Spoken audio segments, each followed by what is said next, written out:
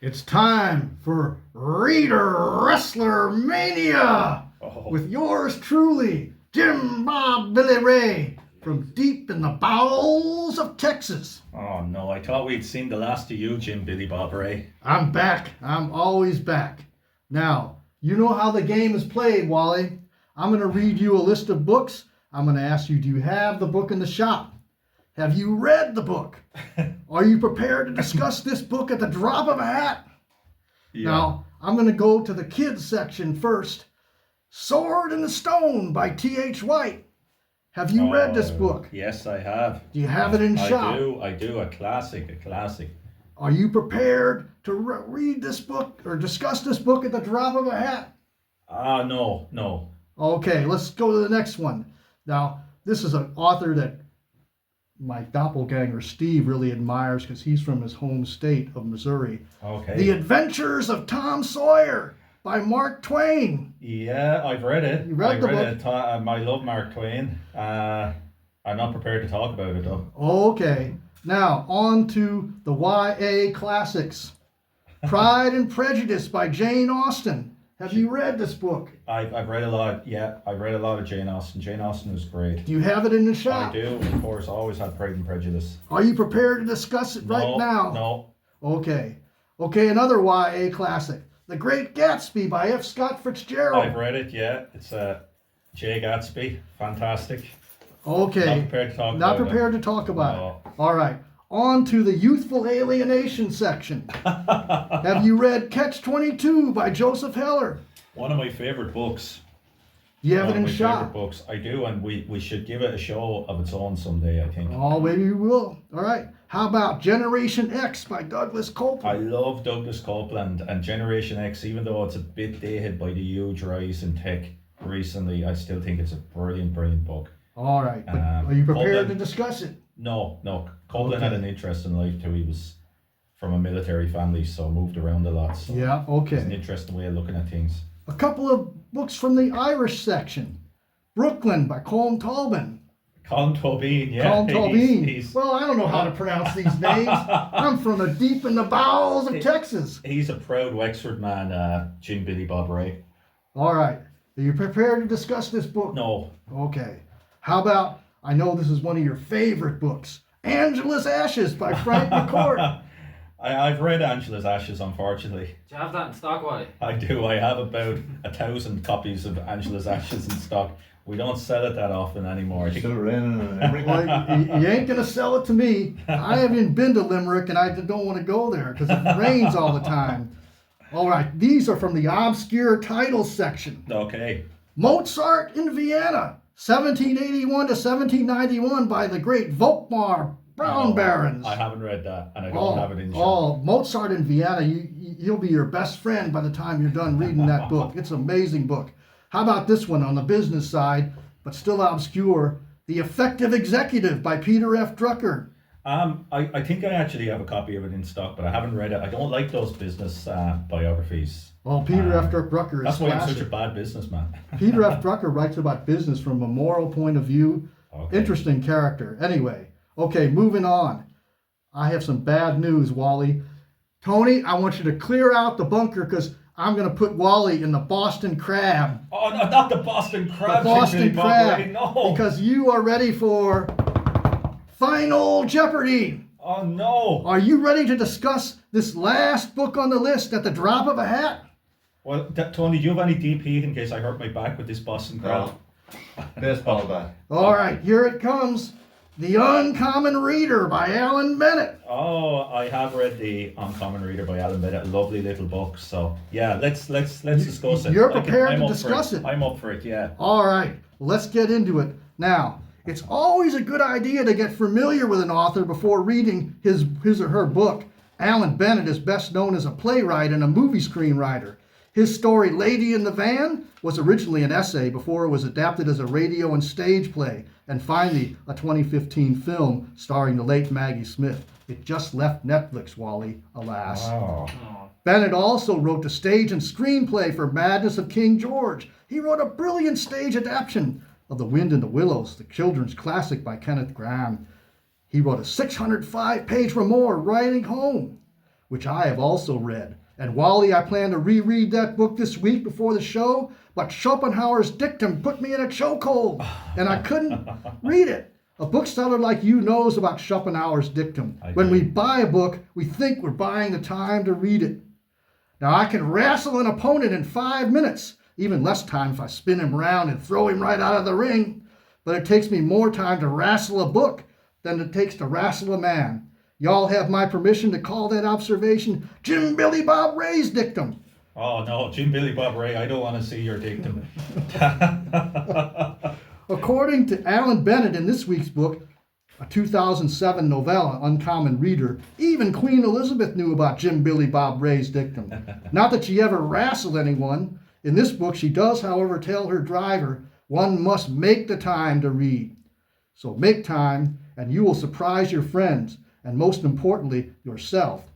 So Yeah. Wally, let's begin. But before I do, I will slip back into my posh American voice to mock Steve a bit, while still paying serious homage to this week's book. Well, it's good to have you back, Steve, because Jim Billy... It's not really Steve, it's me. Oh no! I'm just doing my You're the Steve. master of deceit, I'm doing Jim my Billy Steve. Bob Ray. I'm doing my Steve, Well- Steve imitation. Well, I just want to say, Jim Billy Bob Ray, that last week we discussed the great Kurt Vonnegut. We did, yeah. And, you know, like Vonnegut, Alan Bennett is a master of satire, but it's satire with affection, it's satire with heart and purpose, rather than just nailing somebody to the mast, I suppose. His wit is exceptional. And I think with his humour, he can struggle in incredible sadness and social critique at the same time, like Kurt Vonnegut. So I think it's fitting that we're going to discuss the work by Alan Bennett tonight. I do too.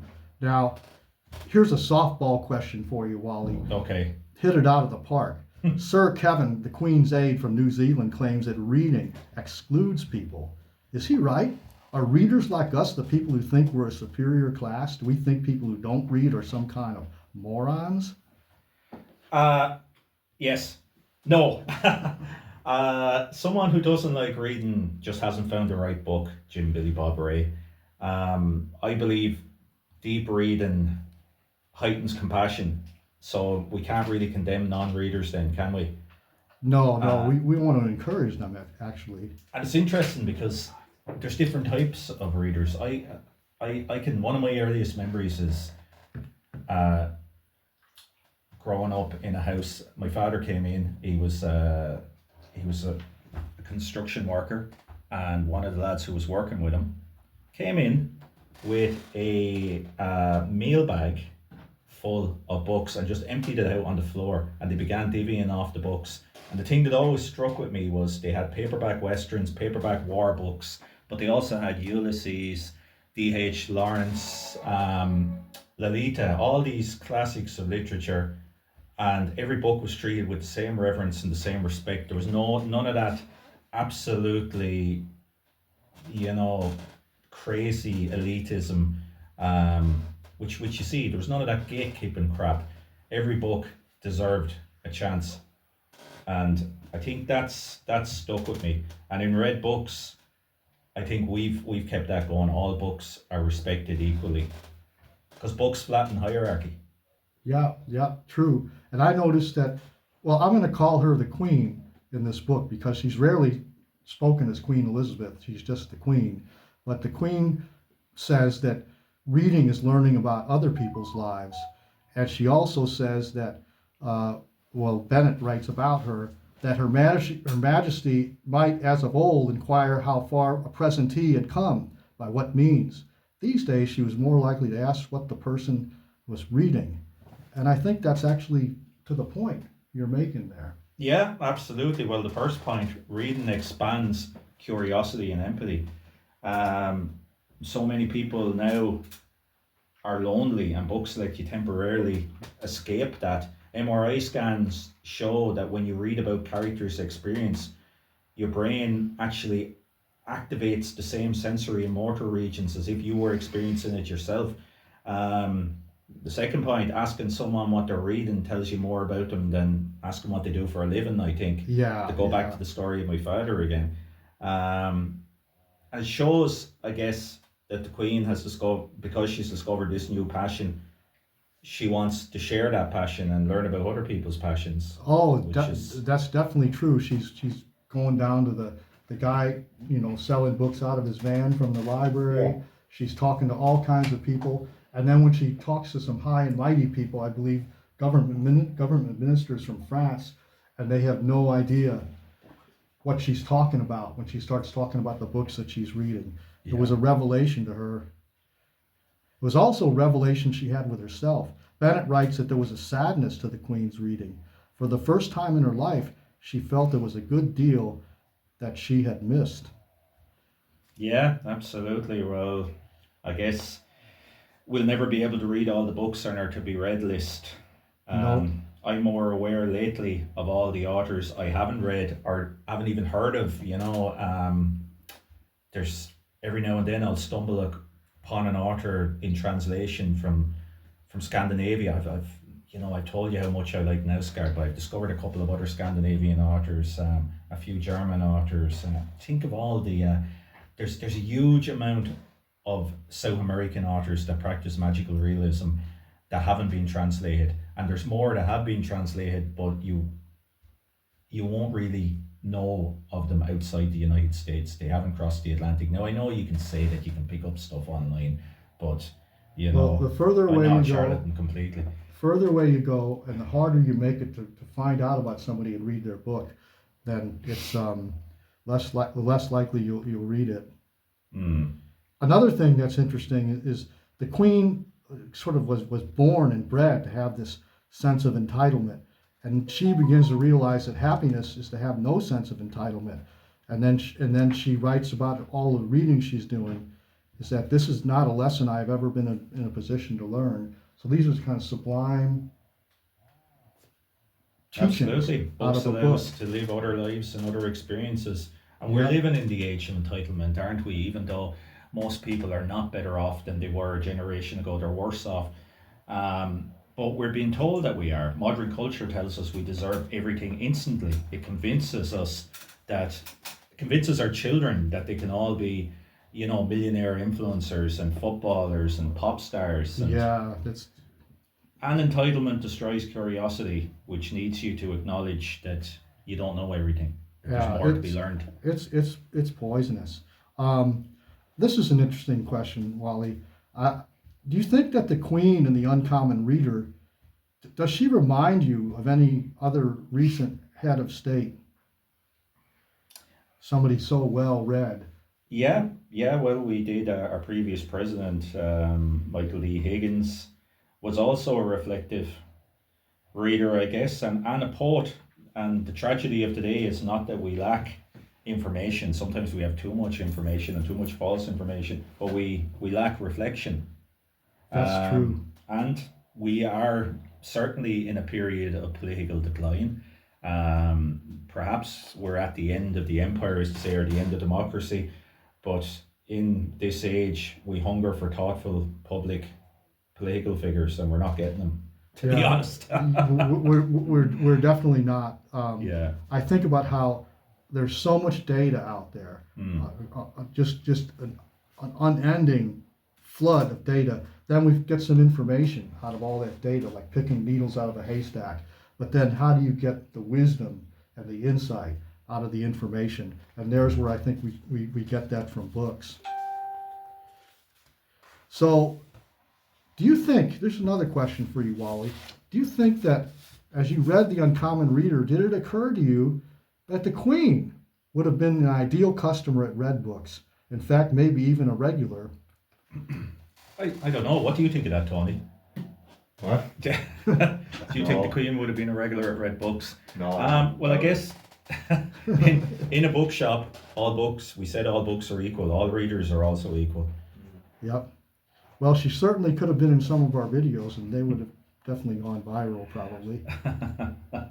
Now, this is my favorite moment in this book, was when the Queen read a Thomas Hardy poem, which I'm familiar with, called The Convergence of the Twain. And it's about the iceberg meeting Titanic. And in fact, in a couple of weeks or so at the Other Worlds conference, I'm going to have that as the preface or beginning statement to my presentation. And the Queen reflects. It would show, wouldn't it, that fate has something that we're all subject to. Now, our Prime Minister does not agree or even like that thought. He believes the world can be managed. Now, do you think that she's made a good point here?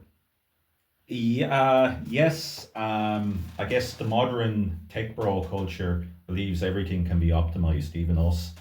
And Bennett, via the character of the Queen, argues that mystery, fate, and chaos remain unavoidable. It's also interesting to note, I think, that the Prime Minister character is a caricature of Tony Blair, who would have been Prime Minister at the time of writing the book, I think. And I think so. You're right. If you've noticed some of Tony Blair's recent statements, he's obviously now just working for the tech bros, absolute charlatan. There was some, the man went along and bombed the hell out of the Middle East without having any right to do so, talking about weapons of mass destruction, pretended to be a socialist for years when really he's just a stooge. And and now he's playing the role of big tech's spokesperson, basically. So that's an interesting thing, because I don't think Alan Bennett could have guessed at that time just how much of a bollocks Tony Blair actually was. Yeah, but he's grasped something that the political leaders today in general just don't really realize. Now, one of the things that's magical about a book is that the Queen, so named, the Queen, in the uncommon reader will live forever, even though the real Queen Elizabeth in real life had to die. So this is something really magical about a book, how this is a good way to live forever. Stories survive empires. That's right. Right. Yeah, and I think long after Trump and Putin and the culture wars and techno-accelerationism have ceased to be, literary figures like Elizabeth Bennet and Hamlet and Don Quixote will live on. Yeah. You mean Alan Bennett? No, I mean Elizabeth Bennett from Jane Austen. Yeah. Oh, okay. Oh, got it. Okay, we have different Bennetts. We got crossed up there. Okay, so now I came away with 5 realizations of the Queen, actually Alan Bennett, in reading this book. Realization number 1: she realizes midway through the book, I have no voice. Can this no voice problem be relieved by reading and writing? Yeah, I think so. Many feel voiceless until they encounter books or music or poetry or even a creative community. You know what I thought of? What? Our outspoken events. Absolutely. That said that with an exclamation point. Yeah, and that's why gatekeepers are so dangerous, Steve. They are. Because once they get themselves stuck in, they stop people encountering that magic. Yeah, and people don't realize, they don't even know they're missing it because they don't understand they're missing it. How about this realization, number 2? You don't put your life into your books, you find it there. Yeah, again, as we were saying before, so often I've accidentally discovered a book that absolutely altered me. And it was always by pure chance or coincidence. It was never by algorithm. I don't think algorithm is capable of giving you one of those books. No, it's by grace. How about this one? I love this one. Reading realization number 3. If reading softens one up, writing does the reverse. To write, you must be tough. Would you say that? And I would say to the Queen, yeah, you got to be tougher than Jim Billy Bob Ray. Well, staying on point and finishing a book must require monumental resilience. It's not something that I've ever been able to achieve, and I have the utmost respect for anyone who can finish any book like that, and including yourself, Steve. And it's hard to wrestle a book. Yeah, and I think writing honestly means revealing your true self. And as you're well aware, Steve, we all wear masks. Yeah. Hint, hint. That is absolutely true. How about realization number 4? Life needs redeeming by analysis and reflection. Now, I thought about this. You either get that or you haven't got that yet. Yeah, and we have a wider problem there, that this tech bro modern culture that is taken over everything discourages any kind of personal reflection or even societal reflection because it slows consumption. It discourages our personal development. Yeah. One more realization. The Queen realizes that she is at long last going to write a real book, not one that would be ordinarily expected of her, or that her aides think she should write. She declares, one has never written a book before, but one hopes it will transcend its circumstances and stand on its own. Do you think that The Uncommon Reader is a book like that? Yeah, I mean, it's interesting that the Queen starts the book as a symbol and ends it as an individual, and that was the transformation power of reading. Yeah, good point. I guess the real subject of this book isn't the Queen or the monarchy, or the monarchy. It's the power of reading books. Power of reading books. You know, I've a quote from Alan Bennett, which I think sums it all up. A book is a device to ignite the imagination. I would elaborate further and say that a smartphone is a device to dull it. I agree, absolutely. And so, I will basically, as Jim Billy Bob Ray, I will say that you have escaped the Boston Crab. Oh, well, and that's we don't good. need I to think clear my out back the would bunker. handle it. Well done, Wally. Thanks, Jim Billy Bob Ray. You can put your pants back on now. The wrestling shorts are fine, but it's unnerving me. It's too warm in this bunker. So thanks for that, Jim Billy Bob Ray. Another interesting discussion. We're going to have some music in a minute, but first, a couple of messages coming in here at the Red Book Show on Wexford New People's Movement Radio. And remember, you can text us in at WhatsApp 086 322 0546, or just send us a message on Facebook or an email or smoke signal or anything. We have one in from John Bird. He says, Angela's ashes. Wally has enough copies to start a fire and make actual ashes for Angela. I don't believe in burning books, JJ, but for Frank McCourt, I could be tempted.